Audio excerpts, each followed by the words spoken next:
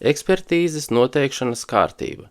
Administratīvās atbildības likuma 51. pants nosaka, ka ekspertu uzaicina, ja nepieciešams speciālas zināšanas attiecīgā nozarē, amatpersona, augstāka amatpersona vai tiesa, kur izskata administratīvā pārkāpuma lietu. Administratīvā procesa likums savukārt nosaka, ka ekspertīze lietā tiesa nosaka gadījumos, kad lietā nozīmīgu faktu noskaidrošanai nepieciešams speciālas zināšanas zinātnē, tehnikā, mākslā vai citā nozarē. Ja nepieciešams, tiesa nosaka vairākas ekspertīzes. Tiesu ekspertīzes iestādi, lietpratēju vai tiesu ekspertu, kurš nestrādā tiesu ekspertīžu iestādē, izrauga tiesa, ņemot vērā administratīvā procesa dalībnieku viedokļus. Ja nepieciešams, var izraudzīt vairākus ekspertus. Par ekspertu var būt tātad tiesu ekspertu likumā noteiktās personas, bet tas ir tik ieteikums. Līdz ar to administratīvajā atbildības likumā un administratīvā procesa likumā nekur nav strikti noteikts, ka par ekspertu obligāti ir jābūt tiesu ekspertam. Tas varētu būt kā ieteikums, ka labāk tomēr izvēlēties tiesu ekspertu. Ja mēs pastīsimies tiesu eksperta likumu, un kas tas tās tiesu eksperts tāds ir, tad mēs šeit redzam, ka tiesu eksperts ir persona, kura ir speciālas zināšanas un pieredze kādās zinātnes, tehnikas, mākslas vai amatniecības nozarē. Tas nozīmē, ja ekspertīzes noteicējs būs izvēlējies tiesu ekspertu, tas nozīmē, viņam vairs nebūs jāpārliecinās par speciālām šīm zināšanām. Pretējā gadījumā viņam būs jāmeklē cilvēks, kuram ir šīs speciālās zināšanas. Un šeit akcentēt es gribētu vēl tādu lietu, ja ekspertu nosaka tiesa, tad ir tiesas brīvs izvēle par to, kurš tad būs tas eksperts.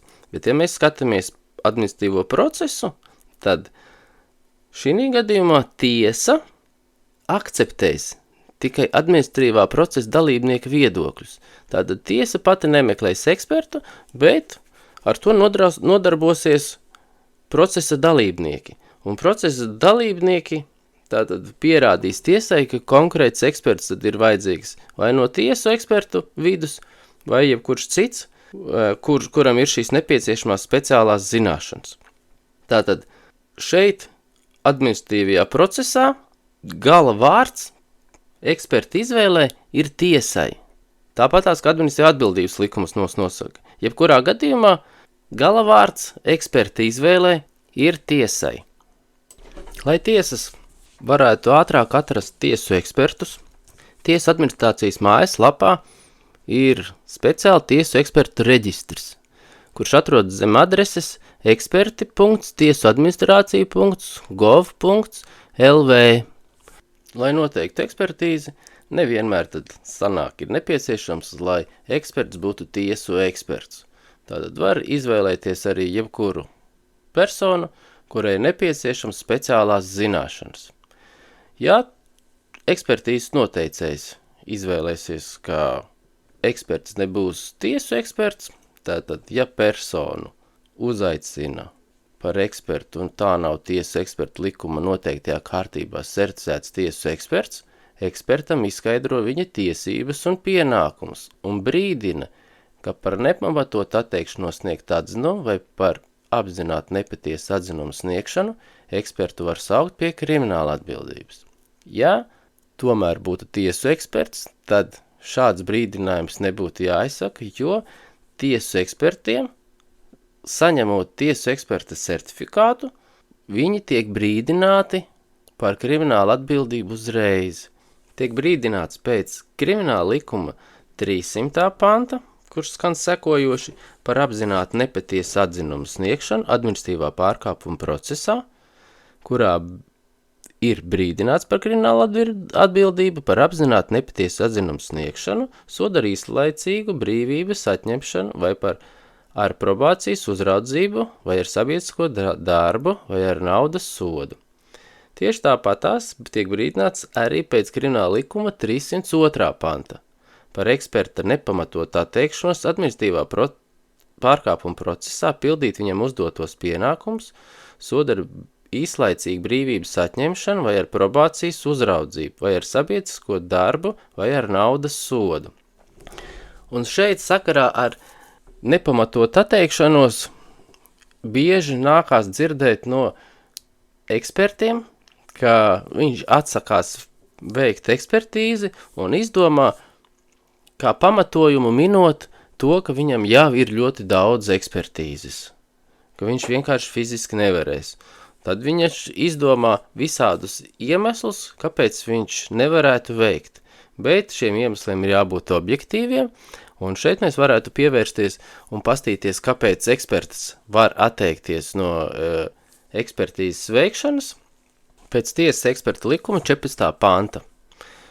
Veikt tiesu ekspertīzi tikai tajā specialitātē, kurā viņš ir saņēmis tiesu eksperta certifikātu. Tātad, ja viņam nav kompetences veikt ekspertīzi, tad viņš varētu atteikties.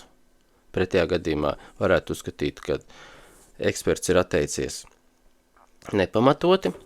Nākošais, un kurā tiesas ekspertīžu veikšanai nepieciešamā tehnika un iekārtas. Tātad, ja eksperts fiziski nav spējīgs veikt ekspertīzi, tāpēc, ka viņam nav tehniska aprīkojuma vai nav iekārtas, otrs iemesls. Un nākošais ir, ja mēs runājam par tiesu ekspertu, ja viņam nav reģistrētas metodas tiesu ekspertu padomē. Šie ir 3 iemesli, kāpēc tad varētu atteikties no eksperta atzinuma sniegšanas. Pretējā gadījumā visi pārējie iemesli varētu būt traktēti kā nepamatot atteikšanās no ekspertīzes veikšanas. Un šī gadījumā pret tiesu ekspertu varētu piemērot krimināla likuma 302. pantu. Šeit mēs varētu padiskutēt arī par to, ka ja izvēlētais eksperts nav tiesu eksperta likumā noteiktā kārtībā certificēts tiesu eksperts, tad, ja šo ekspertu ir noteikusi tiesa, jebkurā gadījumā šis eksperts, viņš automātiski kļūst par tiesu ekspertu. Jā, viņš nebūs tiesu eksperts, kurš ir ieguvis certifikātu tiesu eksperta likumā noteiktajā kārtībā, bet viņš veiks tiesu eksperta funkcijas. Līdz ar to arī uz viņu attieksies tiesu eksperta likuma noteiktās prasības. Ekspertīzes noteikšana.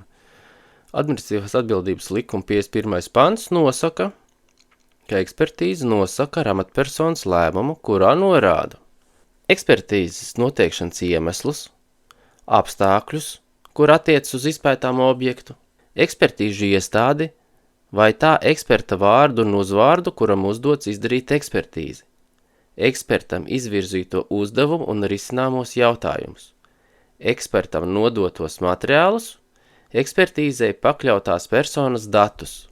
Administratīvā procesa likums 178. pants nosaka, ka administratīvā procesa dalībniekam ir tiesības iesniegt tiesai jautājums, par kuriem pēc viņa domām ekspertam jādod atzinums.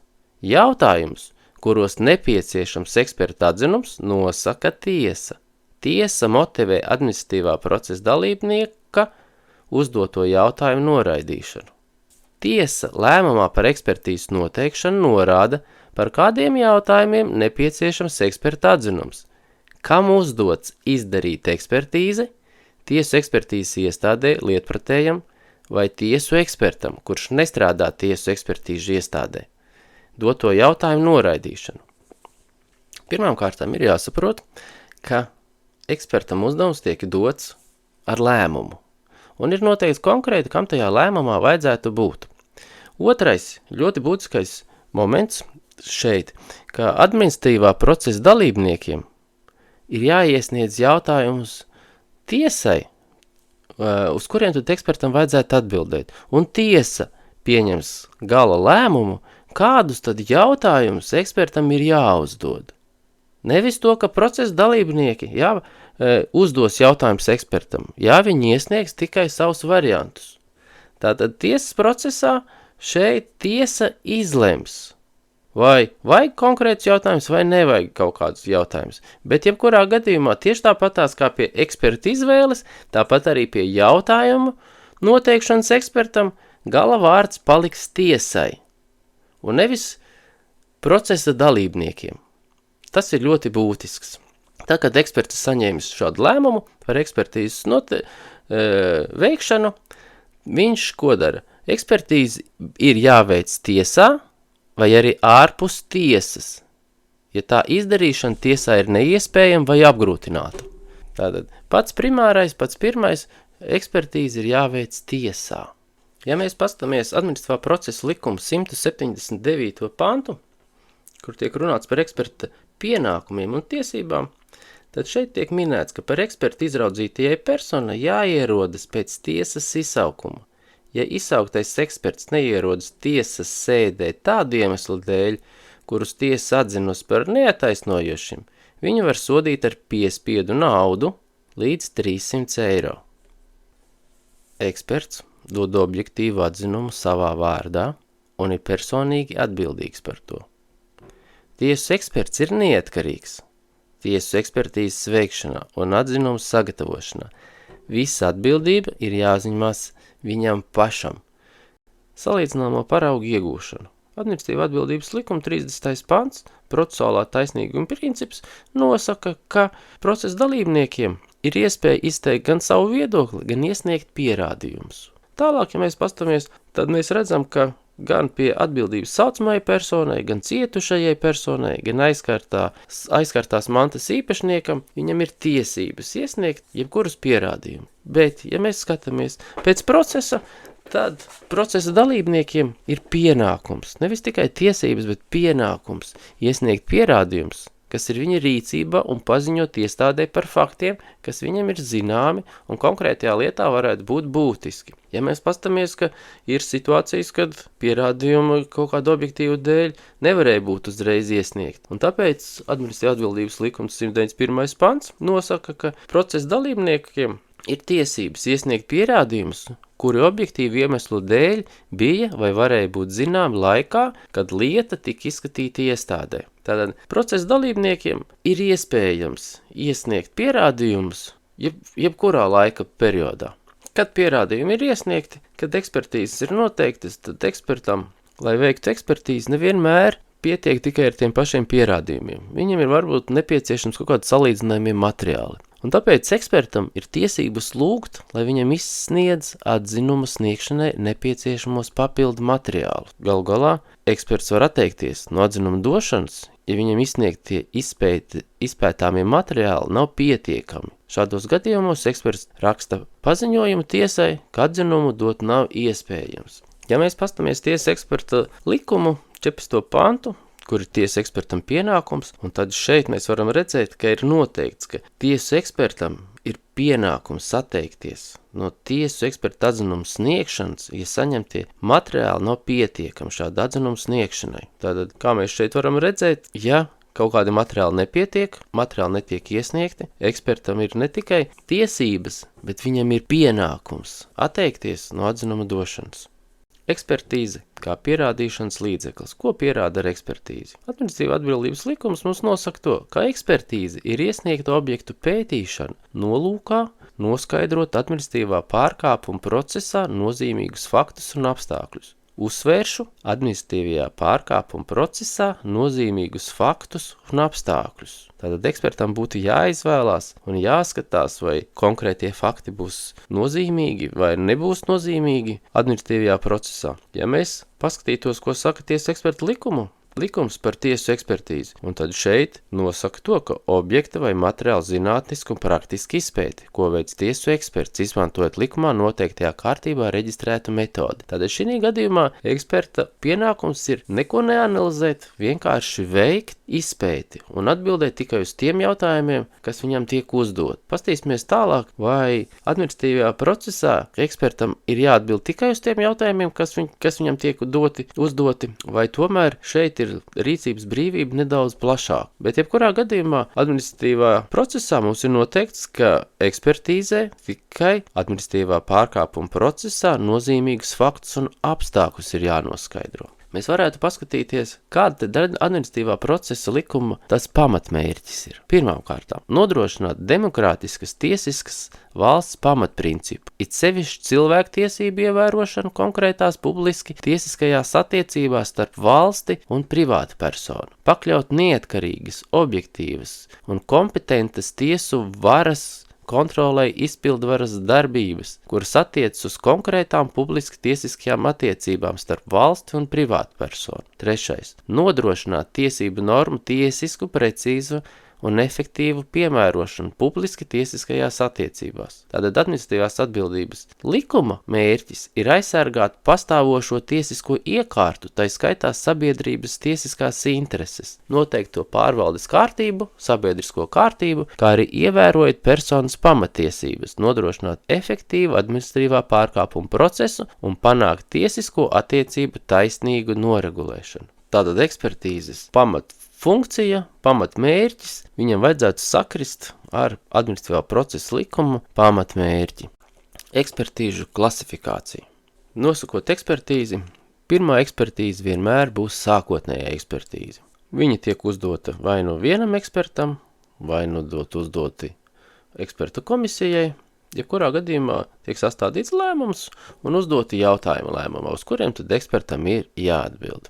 Tad, kad ekspertīzes noteicējs ir saņēmis sākotnējo ekspertīzi un viņam rodās kaut kādi papildus jautājumi, viņam ir nepieciešams precizēt ekspertīzes gaitu vai secinājumus, viņš var noteikt papildus ekspertīzi. Kā viņš to papildus ekspertīzi nosaka? Tam pašam vai citam ekspertam? Un šī gadījumā ir tā, ka šo papildus ekspertīzi ir jānosaka tam pašam ekspertam, kurš ir veicis sākotnējo ekspertīzi. Ja šo ekspertīzi noteiks kādam citam ekspertam, tā vairs nebūs papildus ekspertīze, bet tā jau būs atkārtot ekspertīze. Jo šī gadījumā varētu rasties problēmas nevis ar to, ka ir papildus jautājumi, bet tas, ka ekspertīzes noteicējs vai no apšauba eksperta atzinumu pēc būtības, vai tā nepamatotības, vai ir kaut kādi būtiski nepilnība vai pieļaut metodiski raksturu kļūdas atzinumā, vai pēkšņi konstatēts ir, ka eksperta kvalifikācija ir nepietiekama, vai eksperts nav kompetents, vai ir pieļauti kaut kādi procesālas kārtības būtiski pārkāpumi. Jebkurā gadījumā, kad eksperta atzinumu ekspertīzes noteicējs apšauba. Tad, protams, kad šo ekspertīzi vairs nedos tam pašam ekspertam, bet šī gadījumā ir jādod citam ekspertam. Un šī gadījumā tā jau būs atkārtota ekspertīze. Pie atkārtotas ekspertīzes izpētes objekts ir tieši tas pats. Uzdotie jautājumi principā paliek tie paši. Ekspertīzi var iedalīt arī pēc izpētes apjoma. Kā mēs saprotam, izpētes objekti var būt ļoti daudz un dažādi, un, lai veiktu šo ekspertīzi, var piesaistīt ne tikai vienu ekspertu, bet vajadzētu piesaistīt vairākus ekspertus, un likums pat nosaka gadījums, kad ir obligāti jāpiesaka vairāki eksperti vienu objekta pētīšanai, bet varētu būt arī tā, ka ir dažādu sfēru ekspertus jāpiesaista. Šī situācijā varētu būt tā, ka ekspertiem ir uzdots viens jautājums, iesniegts it kā viens izpētes objekts, un ekspertiem ir kopīgi, dažādu sfēru ekspertiem kopīgi jāsniedz atbild uz uzdoto vienu jautājumu. Atbildot uz šo vienu jautājumu varētu būt situācija to, ka kāds no ekspertiem tomēr nepiekrīt otra eksperta secinājumam, un tad, protams, kad rakstīs katrs atsevišķu atzinumu. Bet, ja ir uzdots viens jautājums un viens izpētes objekts ir dažādu sfēru ekspertiem, tātad ir jābūt viens kopīgs atzinums, un šī gadījumā mēs varētu runāt par komplekso ekspertīzi. Tātad, lai būtu tas labāk saprotams, minēšu vienu klasisku gadījumu, kur visvairāk arī kļūdās, nosakot, kas tas par ekspertīžu veidu tāds ir. Notikuma vietā tiek izņemta asiņaina roku pēda, ekspertīzes noteicējs nosaka ekspertīzi, vai šī roku pēda pieder konkrētai personai.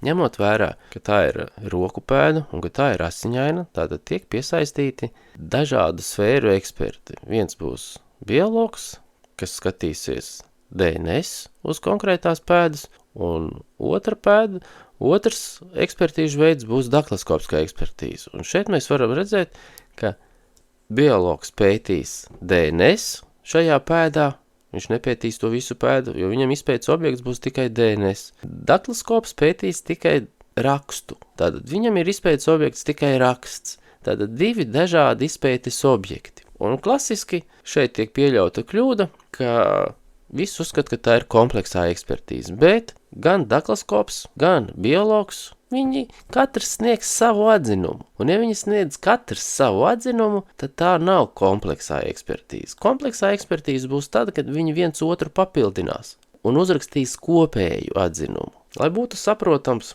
kādā veidā tad varētu būt ekspertīze, kad viens otru papildina, minēšu gadījumu. Piemēram, ja administratīvā procesā šī gadījumā varbūt nebūs pareizāks piemērs, bet, lai būtu saprotams ekspertīžu klasifikācija, tātad līdz galam visuzskatāmākais piemērs, piemēram, slepkavība.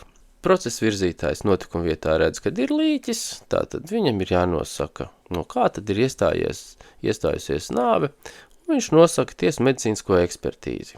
Tiesa mediķis tātad pēta konkrēto līķi, viņš pēta to šauto brūci, bet šī situācijā, lai sniegtu pilnīgu atbildi, vēl tiek piesaistīts balists. Un viņš jau pēta šo brūci jau kā lodes bojājumu, mediķis pētīs kā bojājumus, kas ir nodarīti ar šo lodi, kā rezultātā abi eksperti nonāks pie kaut kāda kopīga secinājuma, ka šis bojājums ir ietekmējis nāvi, un šis bojājums ir tieši no lodes, tātad abi eksperti viens otru papildinot nonāk pie kopēja secinājuma. Un šī gadījumā sadarbojoties, viņi uzraksta arī kopīgu atzinumu.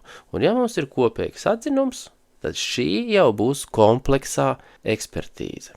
Komisijas ekspertīzes. Lai veiktu komisijas ekspertīzē ekspertu skaitam ir jābūt ne mazākām kā 2 ekspertiem. Tātad, un šī gadījumā nav varbūt būtiski, lai viņi abi eksperti būtu vienās sfēras eksperti. Galvenais, lai ekspertīzi, kas tiek veiktu ne mazāk kā 2 eksperti. Tiesu eksperta likuma 17. pants mums nosaka, ka tiesu ekspertīzi veic tiesu ekspertu komisija, ja atbildes sniegšanai nepieciešamas vienas tiesu ekspertu specialitātes ekspertu zināšanas. Tad varētu būt 2 eksperti. Atbildes sniegšanai uz uzdoto jautājumu ir nepieciešams dažādu tiesu ekspertu specialitāšu ekspertu zināšanas. Un atkal šeit mēs redzam 2 eksperti. Pētījuma rezultātā ir paredzams izpētāmā objekta zudums vai būtiskas izmaiņas, kuras izslēdz atkārtotas izpētes iespējas. Un šī situācijā ekspertam pirms veikt ekspertīzi ir jānovērtē, kādā veidā viņš veiks izpēti, un kā viņa izpēte ietekmēs izpētes objektu. Un ja viņš jau paredz, ka varētu būt kaut kādas problēmas ar izpētes objektu, piemēram, izpētes objekts tiks vai nu sabojāts vai iznīcināts, viņam jau iepriekš tas ir jāparedz un jāsazinās ar ekspertīzes noteicēju un jāinformē, ka tiesas eksperta likums tomēr nosaka, ka šī gadījumā nedrīkst ekspertīzi veikt viens eksperts. Ir jābūt eksperta komisijai. Nākošais. Veicama personas identifikācijas tiesu ekspertīze. Tātad jebkura ekspertīze, kuras rezultātā tiks identificēta persona, obligāti ir jābūt komisijas ekspertīzēm. 5. Veicam tiesu ekspertīzi attiecībā uz ārstniecības personu profesionālo darbību. 6. Veicama tiesu ekspertīze personas veselības stāvokļa noteikšanai un objekti izpēti veic dažādu medicīnas nozaru tiesu eksperti. Kā jau es teicu, tātad, ja ekspertīzē ir vairāk par 2 eksperti, tātad tā mums būs komisijas ekspertīze. Komisijas ekspertīzi var noteikt ekspertīzes noteicējs, vai arī komisija izveidojas tiesu ekspertīžu iestādes vadītājs, ja ekspertīze ir noteikta ekspertīžu iestādē. Līdz ar to, protams, vadītājs arī saprot, kuros gadījumos ir nepieciešama komisijas ekspertīze. Un 3. Ekspertīzes veikšanas komisijā paredz normatīvie akti. Un šeit es gribētu uzsvērt, kad mums bija ekspertīžu komisija, mums bija kompleksā ekspertīze. Un kompleksā ekspertīze, atkārtošos, ir tad, ja eksperti sniedz vienu kopēju atzinumu.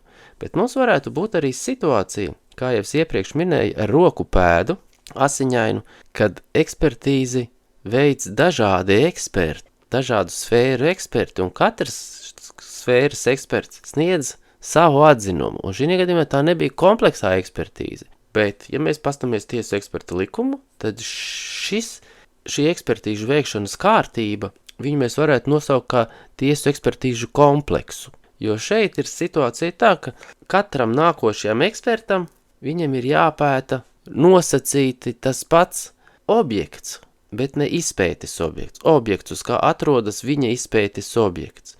Līdz ar to ir ļoti būtiski, lai katrs nākamais vai ekspertīzes veicošais eksperts nesabojātu izpētes objektu nākamajam ekspertīžu veidam. Līdz ar to te ir noteikta secība, noteikta kārtība, kā tā ekspertīze ir jāveic, lai varētu atbildēt uz ekspertīzes noteicēju visiem jautājumiem. Bet ekspertīzes noteicējiem ir jāsaprot, ka šīs ir katra individuāla ekspertīze. Katrai atsevišķai ekspertīzei ir jāraksta savs lēmums par ekspertīzes noteikšanu. Ja šādu lēmumu katram ekspertīžu veidam ekspertīzes noteicējs nav uzrakstījis un nav nodefinējis, kas tās par ekspertīzēm ir, te var būt apgrūtinoši no juridiskās puses, bet arī ekspertam tas ir jāizprot. Eksperta atzinums. Par pierādījumu administratīvā pārkāpuma procesā var būt eksperta atzinums, ko rakstveidā sniedz konkrētajā administratīvā pārkāpuma procesā iesaistīts eksperts. Un kas satur? Veikto pētījumu aprakstu, to rezultātā izdarītos secinājums un motivētas atbildes uz uzdotiem jautājumiem. Ja eksperts, izdarot ekspertīzi, konstatē apstākļus, kuriem ir nozīme lietā un par kuriem viņam jautājumi nav uzdoti, viņš savā atzinumā var norādīt uz šiem apstākļiem. Tas nozīmē, ka ekspertam ir jāizprot lietas apstākļi un papildus veicot atzinumu, ja viņš konstatē, ka izpētes laikā viņš var atbildēt uz jautājumiem, kas ir būtiski saistībā ar lietu, viņam vēl uz šiem jautājumiem viņš var norādīt arī atbildes, nesazinoties ar ekspertīzes noteicēju. Ja mēs pastīsimies tiesa eksperta likumu 16. pantu, kur ir minēts, kam ir jābūt eksperta atzinumā, tad šeit jūs redzat, ka ir rakstīts tā. Pēc saskaņošanas ar ekspertīzes noteicēju sniegt tiesas eksperta atzinumu nevien par uzdotiem jautājumiem, bet arī par citiem apstākļiem, ko eksperts atbilstoši savai kompetencei atklājas pēc paša iniciatīvas. Tiesa eksperta likums nemaz neļauj bez sazināšanās ar ekspertīzes noteicēju atbildēt uz kaut kādiem vēl jautājumiem, ko eksperts pēc savas iniciatīvas vai nu būs izpētījis, vai kā mēs redzam pēc administratīvā atbildības likuma vai administratīvā procesa likuma, ka eksperts uzskata, ka tie ir būtiski jautājumi, uz kuriem ir jāatbild un kam ir nozīme lietā. Tiesa eksperts ir kategoriski pret šādu lietu kārtību. Līdz ar to šeit ir jāsaprot, ja konkrētajā ekspertīzē eksperts ir tiesu eksperts, viņam ir jāievēro tiesa eksperta likums. Un viņš uz savu iniciatīvu veikt kaut kādus papildus pētījumus nedrīkstētu. Viņam būtu jāsazinās ar ekspertīzes noteicēju, un tad saskaņojot ar viņu, jāveic tālākie pētījumi un jāatbild uz papildus jautājumiem, bet tikai tad, kad viņš ir saskaņojis. Ja šajā gadījumā šī nebūs ekspertīze, ko varētu uzskatīt par tiesu ekspertīzi, eksperts varētu arī atbildēt uz šiem papildus jautājumiem. Bet jebkurā gadījumā tikai tad, ja šo eksperta atzinumu juridiski mēs nevarētu nosaukt par tiesu eksperta atzinumu. Ja tomēr ir nepieciešams saskaņot ar ekspertīzes noteicēju jautājumus, uz kuriem tad eksperts papildus uzdotajiem jautājumiem mēģinās atbildēt, vai kurus viņš uzskata, ka viņi ir ļoti būtiski lietā, tad forma, kādā veidā šī saskaņošana ar ekspertīzes noteicēju viņai vajadzētu notikties, nekur likumā nav atrunāts, nevienā likumā. Līdz ar to te varētu būt dažādi veidi. Vēl es gribētu nelielu akcentu likt uz to, ka eksperta atzinumā ir jābūt minētam veikto pētījumu aprakstam, vai kā administratīvā procesa likums saka, precīzi veikto pētījumu apraksts. Ko tas nozīmē? Tas nozīmē, ka šeit nevar aprobežoties tikai ar to, kas ir minēts tiesu eksperta likumā. Un kā jau es esmu iepriekš minējis, tiesu eksperta likumā ir konkrēti pateikts, kāda informācija ir jābūt eksperta atzinumā. Un eksperta atzinumā nav noteikts, kad ir jābūt veiktam pētījumu aprakstam, jo tiesu ekspertīzē varētu būt pat situācijas, ka veiktais pētījuma apraksts nemaz nav minēts, jo, lai tiesu eksperts veiktu ekspertīzi, viņš to ekspertīzi veids pamatojoties uz apstiprinātu metodi. Tātad metodē ir aprakstīts viss smalki, kā konkrēts ekspertīzes pētījums ir veikts, līdz ar to viņu nav nepieciešams minēt atzinumā. Šī sakarā grib minēt Ministru kabineta noteikumus tiesu ekspertu certifikācijas un recertifikācijas kārtība, kur tiesu ekspertu kandidātam jāiesniedz atzinums izvērtēšanai, un kur tiek minēts sekojošais, ka iesniedzot šos atzinumus ir jāiesniedz papildus pierakstus, ja atzinumos ir nosauktas tikai izpētes metodas un sniegti rezultāti. Tātad ir paredzēts juridiski, ka ir iespējams vispārībā pētījumu aprakstu nekur nelikt iekšā, pamatoties tikai uz metodi. Tad administratīvais pārkāpumu likums, administratīvas atbildības likums mums nosaka, ka nē, šī situācijā atzinumos ir jābūt konkrēti, jābūt veikto pētījumu aprakstam. Kā es iepriekš minēju, ekspertīzi var rakstīt arī komisija. Tātad varētu būt vairāk kā viens eksperts. Ja izpētes laikā, ekspertīzes veikšanas laikā, katrs eksperts nonāk pie saviem secinājumiem, viņi nevar nonākt pie kopīga vienota secinājuma, tātad katrs eksperts raksta atsevišķu atzinumu. Vai vienmēr ir nepieciešams ekspertīzes? Jūs jau visi atceraties, ka, piemēram, krimināla procesā obligātās ekspertīzes tādas vairs nav, viņas ir atceltas. Bet administratīvā atbildības likums neko nav atcēlis, un šeit ir obligātas ekspertīzes. Ir noteikti gadījumi, kad ekspertīzes ir obligāti nepieciešams. Pirmām kārtām, lai noteiktu miesas bojājumu smagumu pakāpi un raksturu. Otrais, ja rodas pamatotas šaubas par personas pieskaitāmību. Šeit alternatīvas nav, un šajās situācijās ir nepieciešams noteikt obligātas ekspertīzes. Kāda tad ir ekspertīzes veikšanas termiņi? Un šeit mēs varam izlasīt administratīvu atbildības likumu 133. pantu, kur ir noteikts. Ja ir nepieciešams veikt ekspertīzi, administratīvā pārkāpuma lietu izskata un lēmumu pieņem 6 mēnešu laikā. Tas nozīmē, ka nevis ir noteikts, kāds termiņš ir ekspertīzei, bet ir noteikts, cik ilgā laikā ir jāizskata lieta, ja ir noteikta ekspertīze. Mēs varam skatīties tālāk, un šeit mēs redzam, ka tiesa var apturēt tiesvedību. Ja tā nosaka ekspertīzi pirmām kārtām, jau uzreiz paredzot, ka ekspertīzes 6 mēnešu laikā nevarēs veikt. Vai arī otrs gadījums, ka tiesvedība tiek apturēta līdz brīdim, kad saņemts eksperta atzinums. Līdz ar to administratīvajā procesā nav noteikti konkrēti termiņi, kad ekspertam, kādā laika periodā ekspertam ir jāveic ekspertīzi. Ekspertam pirms ekspertīzes vai pēc ekspertīzes var uzaicināt uz administratīvā pārkāpuma lietas izskatīšanu. Amatpersonu vai procesa dalībnieki var uzdot ekspertam jautājumus, lai noskaidrotu ar eksperta atzinumu saistītus lietā nozīmīgus jautājumus, kuri neprasa papildus pētījumus. Precizētu ziņas par ekspertīze izmantoto pētījumu metodi vai atzinumā lietotajiem terminiem. Iegūt informāciju par citiem faktiem un apstākļiem, kas nav atzinuma sastāvdaļa, bet ir saistīta ar eksperta piedalīšanos administratīvā pārkāpuma procesā un galu galā noskaidrot eksperta kvalifikāciju. Eksperta atzinuma struktūra. Kā jau iepriekš minēju, visiem eksperta atzinumiem ir jābūt rakstveidā, kas tiek sniegt konkrēti administratīvā pārkāpuma procesā. Un atzinumā ir jābūt veikto pētījumu aprakstam, to rezultātā izdarītojos secinājumiem un motivētām atbildēm uz uzdotiem jautājumiem. Un būtiskais moments, kam jau es pieskāros, ja eksperts ekspertīzes laikā konstatē apstākļus, kuriem ir nozīme lietā, viņš var to visu norādīt eksperta atzinumā.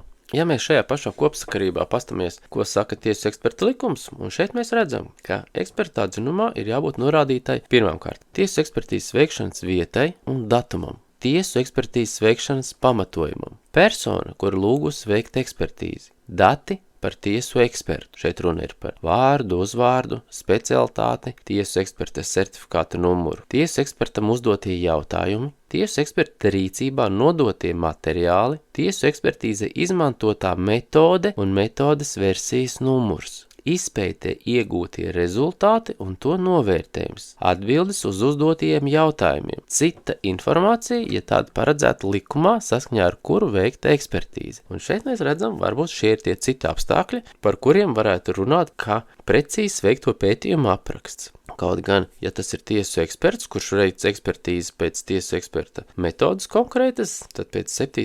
punkta tiesu eksperta likumā mums ir jāraksta tikai izpētes metode. Tas nozīmē, nozīmē, ka šeit ir tāda nelielas atšķirības starp procesu, administratīvo un tiesu eksperta likumu. Jebkurā gadījumā šī ir tā pamata informācija, pēc kuras tad vajadzētu vadīties visiem ekspertiem, arī ja viņš nav tiesu eksperts, kam tad vajadzētu būt eksperta atzinumā. Tad, kad eksperta atzinums ir uzrakstīts, tātad eksperta atzinumu apliecina katrs eksperts ar savu parakstu. Ja veikt atkārtot ekspertīzi un tās secinājums atšķiras no sākotnējās ekspertīzes, secinājumu vai, ja ekspertīzi veic tiesu ekspertu komisija un komisijas locekļu secinājumi ir atšķirīgi, tiesu eksperta atzinumā ietver attiecīgu skaidrojumu, kāpēc tur tās atšķirības tad ir notikušās. Tātad analizējot visu to informāciju, kas ir nepieciešams eksperta atzinumā, var nonākt pie secinājuma, ka eksperta atzinumam teorētiski vajadzētu sastāvēt no 3 daļām, ja mēs viņu mēģinām strukturēt. Tātad ievaddaļas,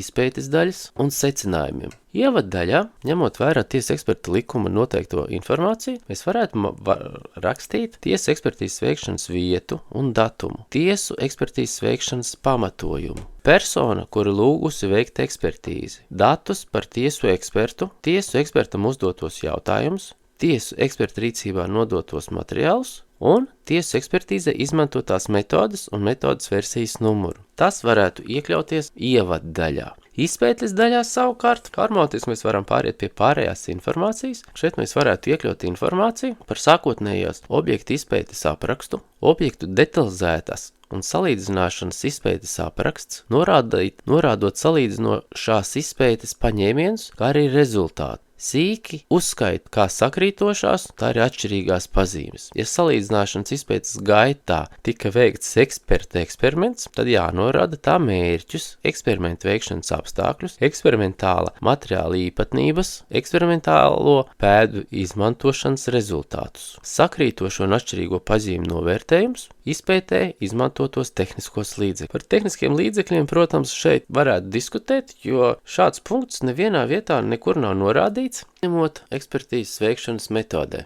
Līdz ar to izpētes daļai vajadzētu beigties ar visu datu analīzes secinājumiem, lai pēc tam nākošajā pēdējā daļā secinājumos mēs varētu rakstīt tikai secinājumus, izlaižot visu izpēti un visus pamatojumus, kas būs minēti jau šajā izpētes daļā. Kā es iepriekš minēju, eksperts var arī vēl veikt kaut kādus papildus pētījumus, vai viņš varētu uzskatīt, ka viņš var sniegt kaut ko vairāk un palīdzēt administratīvajā lietā, un tāpēc viņš varētu arī izpētē ielikt arī tos faktus, ko viņš ir noskaidrojis pēc savas iniciatīvas, bet tiesa eksperta likums to neatbalsta, un ekspertam tomēr vajadzētu ar ekspertīzes noteicēju saskaņot jautājumus, par kuriem tad viņš grib papildus veikt pētījumus, vai uz kuriem viņš grib papildus atbildēt. Tikai pēc saskaņošanas ar ekspertīzes noteicēju eksperts varētu veikt kaut kādus papildus pētījumus. Rezultātā eksperta atzinumam jābūt saprotamam, precīzam, eksperta atzinuma daļām jābūt savstarpēji saskaņotām, noskaidrotie fakti tajās nedrīkst būt pretrunā, secinājumiem ir jāizriet no izpētes daļā noskaidrotā kā loģiski un zinātniski pamatotam rezultātam. Kādas tad varētu būt secinājuma formas? Klasiskā ir 2 pakāpju secinājumu skala, kur ir kategorisks pozitīvs secinājums un kategoriski negatīvs secinājums. Vidus variants mums tāds neeksistē. Otra no tādām secinājumu skalām varētu būt 5 pakāpju secinājumu skala. Kategoriski pozitīvs secinājums, kategoriski negatīvs secinājums, varbūtējs pozitīvs secinājums, varbūtējs negatīvs secinājums un neiespējams sniegt atbildi. Nākošā ir 9 pakāpju secinājumu skala. Kategoriski pozitīvs, tātad šeit mēs varētu minēt procentus, lai labāk varētu saprast. Varbūtējs pozitīvs, ļoti iespējams, 90%. Varbūtējs pozitīvs,